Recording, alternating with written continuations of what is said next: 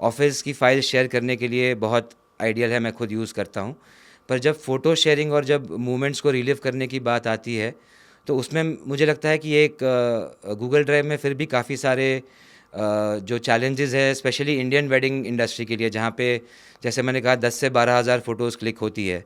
तो उसमें आज प्रिवेसी का ज़माना है, आज मैं नहीं चाहूँगा कि सारे फ़ोटोज़ सारे गेस्ट को दिखे, और गूगल ड्राइव में ऐसा और कोई ऑप्शन नहीं है। तो गूगल ड्राइव का जो यूज़र एक्सपीरियंस है, या जो नॉर्मल गूगल ड्राइव के अलावा कोई भी आप ड्राइव शेयरिंग या link sharing cloud based platform ले लीजिए, तो उसका जो डिलीवरी है वो आज भी मैं मानता हूँ काफ़ी पुराने ज़माने का या स्टोन एज के ज़माने का लगता है। तो जैसे हमारे कैमराज़ और टेक्नोलॉजी हम वहाँ पे अपग्रेड कर रहे हैं, वैसे ही हमको डिलीवरी भी अपग्रेड करनी चाहिए। वरना जैसे आपने बोला कैमराज़ की क्वालिटी से हम फ़ोटोज़ तो अच्छी खींच लेंगे, लाइटिंग और फ्रेमिंग हमको आता है, इंडिया में वो टैलेंट की कोई कमी नहीं है, फ़ोटोज़ अच्छी खींचना पॉसिबल है। पर जब आप फ़ोटो को किसी जेनेरिक ड्राइव से शेयर करते हैं, तो ऐसी बात हो गई कि आप किसी 5 स्टार का खाना आप एक प्लास्टिक बैग में डिलीवर कर रहे हैं। तो मेन जो परसेप्शन है वो यूज़र का एक्सपीरियंस है, कि वो जब आपकी शेयर करी गई हुई या आपकी क्लिक करी हुई फ़ोटोज़ को जो एक्सपीरियंस करते हैं, वो एक्सपीरियंस उनका कैसा है। तो 5 स्टार में जब आप जाते हैं, तो जो उनकी फूड है या फूड का टेस्ट है, उनको हम फ़ोटोग्राफ़ी की क्वालिटी मान मान सकते हैं। और जो डिलीवरी है उसका पैकेजिंग है। तो टेस्ट तो ठेले वाला रिंकू भी अच्छा चाइनीज़ बनाता है, पर जो प्रीमियम फ़ील है वो राइट। ओवरऑल फ्लॉलेस फ़ोटोग्राफ़ी, और जब एप्पल लेवल आपकी टेक डिलीवरी होती है, तब आपका प्राइसिंग नॉन नेगोशिएबल हो जाता है। तब आप एक प्रीमियम फ़ोटोग्राफ़र की तरह अपने आप को डिफरेंशिएट कर सकते हो मार्केट में। राइट, और उसमें जैसे आपने कहा कि गूगल ड्राइव की बात की, काफ़ी बार ऐसा भी तो होता है ना कि जब हम कोई डेटा उसके ऊपर अपलोड करते हैं, जी। हम ऑफ कोर्स क्लाउड या जैसे भी हो गूगल ड्राइव हो, तो उसमें कभी क्वालिटी कॉम्प्रोमाइज़ होता है उसमें? जी, गूगल ड्राइव में नहीं होता, पर बहुत सारे ऐसे सोशल मीडिया प्लेटफॉर्म्स हैं, जैसे कुछ फोटोग्राफर्स व्हाट्सएप से इमेजेस शेयर करते हैं। हाँ, व्हाट्सएप पे तो। तो वो आपकी इमेजेस को ब्लर कर देता है, आपकी इमेजेस को रीसाइज करके। वो अगेन जो भी ये प्लेटफॉर्म्स की हम बात कर रहे हैं, वो व्हाट्सएप भी एक प्रिडोमिनेंटली चैट और नेटवर्किंग टूल है। तो ऐसा कोई टूल नहीं था जो फ़ोटो शेयरिंग और व्यूइंग एक्सपीरियंस को ऑटोमेट करने वाला प्लेटफॉर्म अभी तक नहीं था, इसलिए हमने कमेरो लॉन्च किया था उसके लिए। राइट। और व्हाट्सएप की तो हम मतलब बात ही क्या करें, वो तो व्हाट्सएप में मतलब वो good morning good night messages से इतने परेशान हैं उसमें, जी। अब कहाँ हम फोटोज़ वगैरह, बट हाँ थोड़े कॉम्प्रोमाइज़ेस भी होते हैं, plus as you rightly said कि थोड़ा उसका वो डाउन हो जाता है जी, जी, क्वालिटी भी क्वालिटी। डाउन होती है, और यूज़र एक्सपीरियंस भी फ़ोटोज़ व्यू करने के लिए नहीं है। जैसे आप कोई वेडिंग गैलरी या इवेंट को रिलिव करने जब चाहते हो, तो आपको फ़ोटोज़ और वीडियोज़ जो एक साथ एक स्टोरी की तरह दिखाए, तब आप उसको सही में उसको रिलिव कर सकते हो। ना कि आपको एक फ़ोल्डर दे दिया जाए जिसमें मल्टीपल फाइल्स हो। तो उससे आपका जो एक्सपीरियंस है वो कभी प्रीमियम नहीं बन पाएगा। Right, right. And as you said about AI sharing platform, ठीक है, यस। एआई मतलब जैसे कि कोई ऐप है, and the concept you are talking about है क्या एग्जैक्टली वो, फॉर अ ये लेमैन टू अंडरस्टैंड? मतलब ये बेसिकली फोटोग्राफर का एक प्रोसेस होता है, कि मान लीजिए जिसमें 500 या 1000 गेस्ट है, तो 3 दिन के वेडिंग में वो 6 to 8,000 फ़ोटोज़ क्लिक करता है। उसमें से फिर वो सिलेक्ट करके 3 या 4 हज़ार फ़ोटोज़ क्लाइंट के साथ सिर्फ शेयर करते हैं। और वहाँ पे क्लाइंट पे डिपेंड करता है कि वो गेस्ट के पास फ़ोटोज़ कब और कैसे शेयर करेंगे।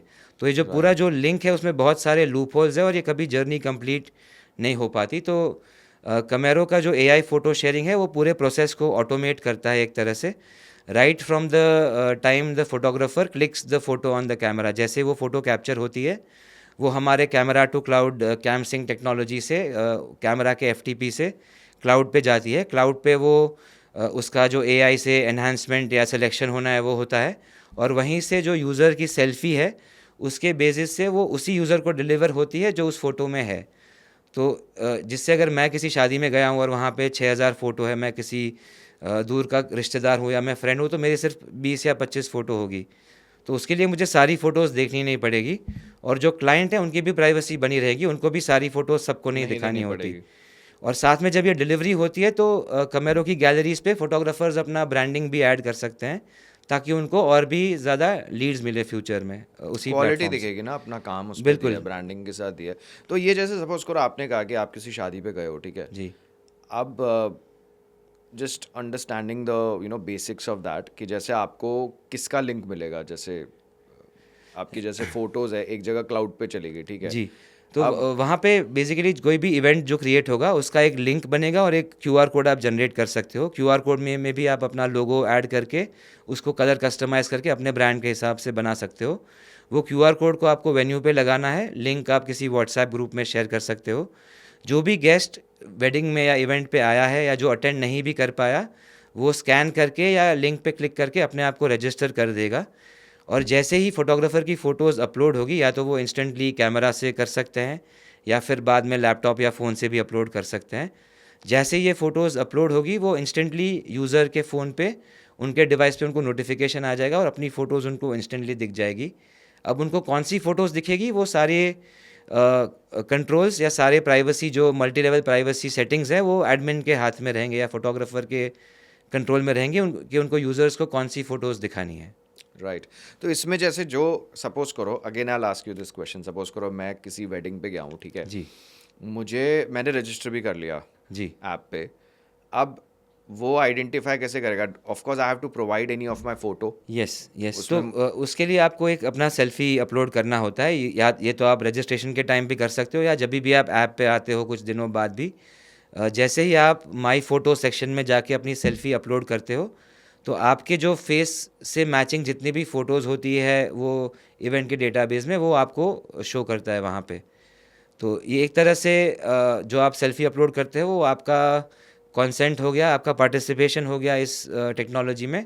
और इसका जो डेटा है वो तुरंत जैसे ही इवेंट ख़त्म होता है, आपका फेस जो डेटा है वो as a vector file store होता है और वो तुरंत डिलीट भी हो जाता है। तो पूरी की पूरी एंड टू एंड प्राइवेसी के साथ ये एंड टू एंड शेयरिंग होता है। तो ये मेरे पास, मेरे जैसे मैंने अपलोड किया तो वो टेक्नोलॉजी ने फेस को आइडेंटिफाई किया जी। और वही सारी फोटोज मेरे डैशबोर्ड में डाल दी। बिल्कुल, बिल्कुल। तो अगर आप मान लीजिए 10,000 फ़ोटोज़ में अपलोड किए हैं किसी इवेंट में फ़ोटोग्राफ़र ने, और आप अगर 300 फ़ोटोज़ में हैं, तो आपको वो 300 फ़ोटोज़ सिर्फ अलग करके दिखा देगा हमारा टेक्नोलॉजी विदिन 2 टू 3 सेकंड्स, मतलब जैसे आप ओके, सेल्फ़ी अपलोड करते हैं उसके। चाहे मैं उस फोटो में हूँ या फिर मैं कहीं फोटो बॉम्ब भी कर रहा हूँ किसी को, हाँ, बिल्कुल, मतलब मतलब तब भी आ जाएगी, बीच में आ गया तब भी आ जाएगी। नहीं, बहुत बार ऐसा होता है कि आप थंबनेल देखोगे, आप बोलोगे कि अरे मैं तो इस इमेज में हूँ नहीं, पर आप जब ओपन करोगे तो अगर आप गाड़ी के अंदर बैठे हो, आप विंडशील्ड के पीछे हो, तो वो फ़ोटो भी हमारा एआई पिक कर लेता है। तो एक्यूरेसी की अगर मैं बात करूँ तो 99.4% से भी ज़्यादा एक्यूरेसी है इसकी। गड़बड़ हो जाएगी। आपने कहा शादी में गाड़ी के अंदर बैठा हूँ, अब गाड़ी बिल्कुल। के अंदर बैठा हूँ, क्या कर रहा हूँ वो that is a question mark. शादी Yes. में गाड़ी में बैठ के क्या करते हैं, वो बहुत कुछ कर सकते हैं जी, स्टिल। जी। एनीवेज, तो मतलब तब भी हम आ जाएंगे फोटो में, बिल्कुल, तो आपको थोड़ा और केयरफुल रहना केयरफुल पड़ेगा। रहना पड़ेगा। जी, जी। Glad to know how this like AI, this is what we call face detection. और आपने एक वर्ड का इस्तेमाल किया, cam sync. Yes. This is called cam sync. Cam sync basically camera से क्लाउड तक अपलोड करने की टेक्नोलॉजी है। या तो आप अपलोड चाहे तो बहुत सारे फोटोग्राफर्स का अलग अलग प्रोसेस होता है। कुछ फोटोग्राफर्स चाहते हैं कि मैं पहले डेटा को बैकअप करूं, मैं उसको रीनेम करूं, मैं फोल्डर्स को अरेंज करके फिर मैं क्लाइंट्स के साथ शेयर करूं। पर आजकल जो इंस्टेंट ग्रेटिफिकेशन का ज़माना है, आजकल क्लाइंट्स को फ़ोटोज़ इंस्टेंटली चाहिए होती है। तो कैमसिंक एक ऐसी टेक्नोलॉजी है कि आप ऐसे इमेजिन कीजिए, एक इवेंट में 100 गेस्ट हैं, उसमें से फोटोग्राफर ने 4 गेस्ट को एक कॉर्नर में क्लिक किया।